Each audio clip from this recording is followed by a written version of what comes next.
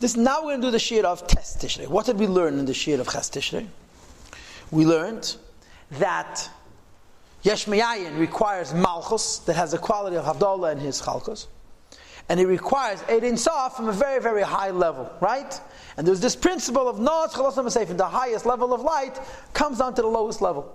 And that's why Malchus is able to create Yesh Me'ayin. Says the Rebbe, Ubazeh, with this information, at the highest level of Ein Sof comes down to the lowest level to create Yesh Me'ayin. Yuvam, we can explain Hayos HaMitzvahs, the fact that mitzvahs are b'Malchus, which is Hey Shal Shem Havaya, that mitzvahs are in Malchus, which is the lower Hey of the Eibishter's name. V'Teira b'Ze'er Anpin, and Teira is in the Midas, which is Vav Shal Shem Havaya, which is Vav Shem Havaya, which is higher. Mitzvahs are Teira. The Pashtas Teira is higher. Teira is Oyer, Teira is Getlachkeit, and mitzvahs are Malchus. But the emes is that the Sheidish of mitzvahs is much, much, much higher. And forget, since the Sheidish of mitzvahs is much higher, that is why it comes much lower, according to the principle of Noach Chalasam Seif. That's what he's going to explain over here. Hagam, even though Shalamayla ba'arech ampin, when you go up to Kesed, ha-mitzvahs are begolgalta belavnunis. Mitzvahs come from the level of the skull, which is called whiteness. Hi ha'urcha, this is the pathway, the bepalkusa deshaida, which separates one here from the next. The mispalgal etayag orchin, which splits up into 613 pathways. The eraisa of the Teira Shabazah, which is in Zah. As opposed to V'Sheidesh HaTeira, the roots of the Teira, is the Nafka Me Chochmei Law, comes only from Chochmei Law, who b'meichin stimo in the Arachampan, is only in the brain of Kesed, and not even higher. V'hainu HaChochm, which is Chochmah, the time you have mitzvahs, reasons for mitzvahs. So I don't understand. Why do we say that mitzvahs are in Malchus, and mitzvahs are in Zah, when in Kesed, mitzvahs have a higher Sheidesh than Malchus? Let me explain how this works, okay? Think about it in these terms. Push it begashmis. You have a brain, right? The brain goes into Esesphiris Hagnuzas, 10 hidden spheres. The brain has Chochmah. Then you have the skull itself, right? The skull itself is called Keser Shebekeser. The skull itself is a higher madrega than the brain that's within that skull. You follow? Now, let's add another Edelkeit to this. This is discussed later on in Samach Vav. On top of the head, you have hair. Each hair is called a shaira, a hair which comes from Chochmah. The hairs break through the skull, and in hairs you have Chochmah. Between the hair you have empty space. It's called lavnunis. The hairs are not touching, right? The hairs at their root, each hair is connected to the skull in a separate point. Between the rows of hair there's empty space. They're called urcho, lavnunis, the whiteness of the skull. The whiteness of the skull is to the hair what the skull is to the brain. Just like the skull is Keser Shebekesed and the brain is Chochmah Stima, you listening? Similarly, the Shaidus, the hair, is Chochmah Stima, and the Lavnunis is Keser Shebekesed. So the Alter Rebbe says, in Kabbalah it's written that mitzvahs come from the whiteness of the skull. And Teira comes from the hair which comes from the skull. Hey sis, the Teira is lower than mitzvahs. You understood the Kabbalah. So how come in Ishtalshalos, Teira is higher, Teira is Midas, Ze'er Ampin, and mitzvahs is Malchus? And the Alter Rebbe answers, Ella, the answer is, it's like a stamp which flips over. What does that mean? When you have a stamp, yeah? The stamp has a certain depth.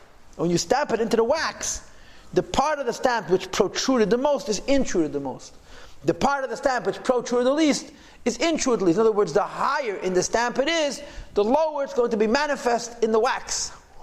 Similarly, because Malchus comes from the Lavnunis, the Bepalgusa, the Shaida, which is higher than the Shaidas themselves, because it comes from Keser Shebekesed, which is higher than Chochmah Stima, that's why it comes down lower in Malchus, because it is principle of the Nos, Tchilasan, B'Seifan.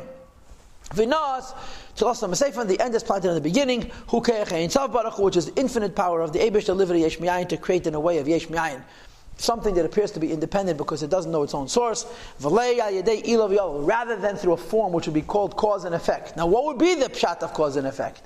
When you look at the effect, you'll see that it is mukav be'ilase, surrounded by its cause, ubatal b'metzias, and it has a certain bittel to its cause, as opposed to, in the case of Yesh Me'ayin, it's not where you look at the world and you see the Eibishter faket, you look at the world and you don't see the Eibishter. But instead, the yesh should be davar nifrad mi'alakus, something which is separate from godliness, in order that the Eibishter should be able to be melech al kol hanifradim, the king of all those who are separate. Right? By fulfilling the mitzvah which he's going to command them. This is Tanya Yichad V'Amunah. Shara Yichad V'Amunah Perek Zayin. Al Rebbe brings this principle of Ein Melech B'lo Yam. He says, the Medrash says Hashem wants to be a Melech, and he can't be a king without subjects. And this is why there has to be Yesh. Why do you have to have Nivroim that are separate from the Eibishter? What would you care if the end of Hashlashas would be Atzilus? What would you care if all creations would know the Eibishter intimately? And the answer is Hashem wants to be a Melech. You can't be a Melech over people who know you intimately. He made the rules. He made the rules. That's also true. He made the Torah. You can only be a Melech over Nifradim. You have to have creations which are separate. Since he wants to be a king, he has to have Nifradim. And the rule is that the possibility of creating these Nifradim has the highest source, and it's mislavish dafke in the lowest level, and this is why mitzvahs down here are lower than Torah, because the shadish of mitzvahs is higher than the shadish of Torah. Okay? They do the mitzvahs he commands. And the final deed, the machshavat chila, has the highest thought, and the Eibishter's highest source, and the Eibishter's thought. So mitzvahs come down lowest because they have the highest shadish. So how are we going to understand it? In order to create Yesh Man, you have to have a combination of Ein Sof and Malchus. Right? Ein Sof is a main amoy that carries Yeshus. Malchus is Havdalah and is Chalkus. And lastly, on top of all of that, you have the principle of Noach, Chalosim, B'Seifan, the Dafke and Malchus is the revelation of Ein Sof. And he brings a very interesting Gemara and even a more interesting Pshat. This explains what the Yerushalmi says.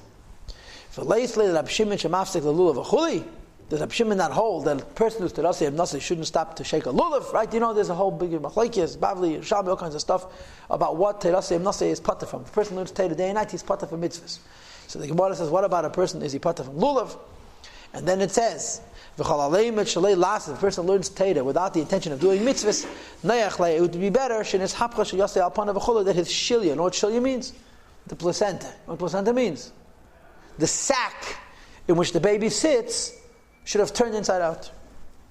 So I'll tell you, what does that mean? The sack is junk. As soon as the baby is born, the sack goes in the garbage. But in the beginning of the birth of the baby, the sack comes before. The shadish of the sack is the highest.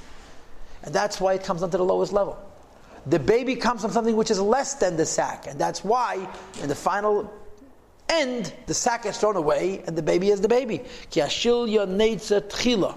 Because the sack forms initially, me'atipa from the original seed. Because vehi levada, and she alone, iken avlad, was the primary baby at mem yem till 40 days. She has chila tzuras avlad, the form of the child developed. And when it comes to the end of the day, the shilya is the most peripheral. This is what it says in Chassidus, klipa kedemas lepri. Before the Eibishter created the fruit, he created the klipa. And in Kabbalistic language, before the Eibishter created tikkun, he created tayu. Before he created atzilus, he created keseh. Before he created Torah, he created mitzvahs. As Alter Rebbe v'kach ha-mitzvahs, same is true of mitzvahs. Hey niken ha-Torah, they're the primary Torah. V'sharsha, they're the root of the Torah. Hagam, even though the way it comes down into this world, 2 lines from the bottom of the page. Sham mitzvahs gufnis, mitzvahs are physical, v'Torah chachma, Torah is ideas. But the shayrish is that mitzvahs have a higher shayrish than Torah because they're the principle of Noach, Chalosim, B'Seifan. Like Shazeh b'chitenius, it's only that mitzvahs are the chitenius of the alien, v'zeh b'pnimis, and Torah is the pnimis of the tacht, and Ukid L'Kama is going to explain later on. So the Alter Rebbe brought in yesterday's Shir, in Ches Tishrei, the idea of Malchus being Havdalah and Yischalkus, and the idea of Noach, Chalosim, B'Seifan has the highest source, and he explains the same thing when he gets to mitzvahs.